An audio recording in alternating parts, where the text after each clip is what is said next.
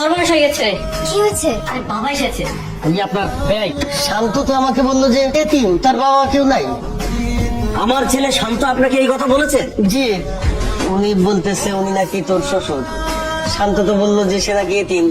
বাবা ওনা ভয় পেয়েছে। আমি তোর সাথে কথা বলতে চাই। কিভাবে কিভাবে পারলি তুই? আমার ছেলে হয়ে তুই এইরকম একটা কাজ কিভাবে করলি? এইরকম একটা বাড়িতে বিয়ে করবি, এটা তো আমি কখনো ভাবতেই পারিনি। বাবা আসলে ভাই পাওয়ার কিছু না। শোন, আমি তো তোকে অনেক কিছু বলতে চেয়েছিলাম, তুই বাড়ি ঘর দেখে না আমার খুব ভালো লেগেছে। আর শোন, আমি যা কিছু করবো এগুলো সব দেখানো মাত্র, বুঝতে পারলি? আমি রাগ করবো, পুরো বিষয়টাকে মেনেই নিতে চাইবো না। আসলে এটা কিছুই না, এটা হচ্ছে একটা অভিনয়। ছাড় বলছি না, আমি তোদের এটা কোনোদিনই মেনে নেবো না। আমি তোদের এই বিয়ে মানি না। ছাড় ছাড় বলছি, ছাড়। হ্যাঁ, কোনো কথা শুনবো না, তোর কোনো কথা আমি শুনতে চাই না। ছাড় ছাড় ছাড় বলছি। রাগ করবেন না, যা ঘটার তা তো ঘটেই গেছে, এটা মেনে নেওয়াই ভালো। ছেলে মেয়ের সুখের জন্য আমার মনে হয় আপনাদের কিছু ছাড় দেওয়া উচিত।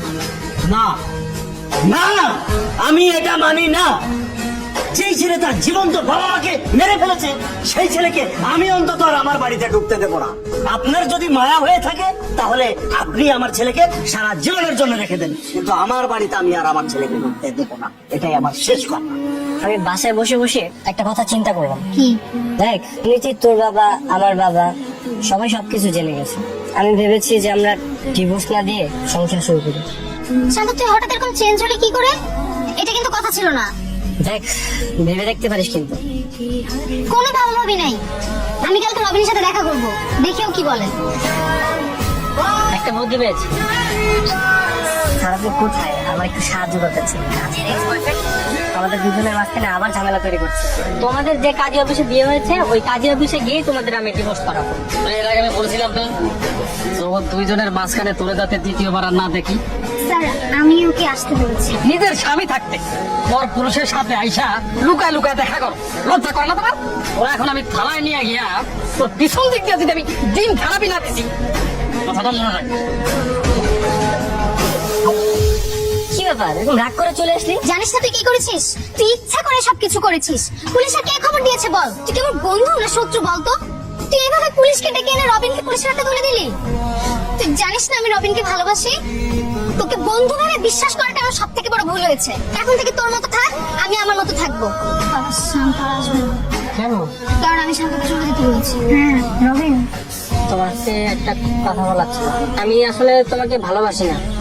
মানে? মানে আমার লোভ ছিল তোমার টাকা পয়সার উপর। আমি ভেবেছিলাম তোমাকে নিয়ে পালিয়ে বিয়ে করবো, তারপর টাকা পয়সা নিয়ে তোমাকে আমি ছেড়ে দেবো। কি বলছো তুমি এসব? আমি ঠিকই বলছি। এর আগে আমি দুজনকে ঠকিয়েছি, প্রেমের নাটক করে তারপরে ছেঁকা দিয়ে টাকা পয়সা নিয়ে পালিয়েছি। বিয়ে সাহেব, আমি নাজিয়ার বাবা। ও আচ্ছা, এই যে রাগ করে চলে এখানে রাগ তো এলেন না। এদিকে এসে দেখছি ছেলেটাও রাগ করে চলে এসেছে। এক কাজ করেন না বিয়ে সাহেব, আপনি বরং চলে আসেন আমার এখানে। তোদের ব্যাপারে কথা হলো, আমরা নতুন করে সিদ্ধান্ত নিয়েছি, তোদের এই বিয়ের ব্যাপারটা আমরা আবার ধুমধাম করে করতে চাই। তুমি এসেছো? আমি তো ভেবেছিলাম তুমি আসবে না। কি হয়েছে বল, কি বলবি? তাই একদম তুই দাদাই করবে না। দেখছো না আমি তুমি করে বলছি। বাবা রোমান্টিক। হ্যাঁ, ঘটনা কি? ওমা, স্বামী স্ত্রী রোমান্টিক হবে না তো কি হবে শুনি? কি হয়েছে বল। অনেক ভেবে চিন্তে দেখলাম বুঝছো, তাই রবিনের চ্যাপ্টারটা ক্লোজ করে দিয়ে আসছি। ভাবলাম বাকি জীবনটা না হয় তোমার সাথে কাটিয়ে দিব। জীবনটা একটাই তাই না? তুমি কি সিরিয়াস? তা নয় তো কি, আমি কি ফাইজলামো করছি? হ্যাঁ, করতেও পারে। তাহলে হাতটা ধরো।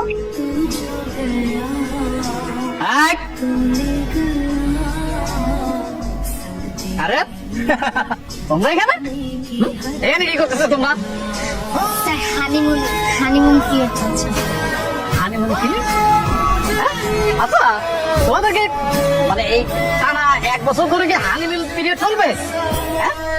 না, চলো, ভালো ভালো, এটা ভালো। তবে আমি তোমাদেরকে একটা পরামর্শ দিতে চাই। এটা হচ্ছে তোমরা হোটেল নিরিবিলির নিচে না দাঁড়ায় হানিমুনটা একটা নিরিবিলি কোনো জায়গায় গিয়ে পিরিয়ডটা করো, এটা ভালো না? জি স্যার। চলো আসি। স্যার দোয়া করবেন আমাদের জন্য। অবশ্যই দোয়া করবো। হ্যাঁ, পয়সা থাকো তোমরা।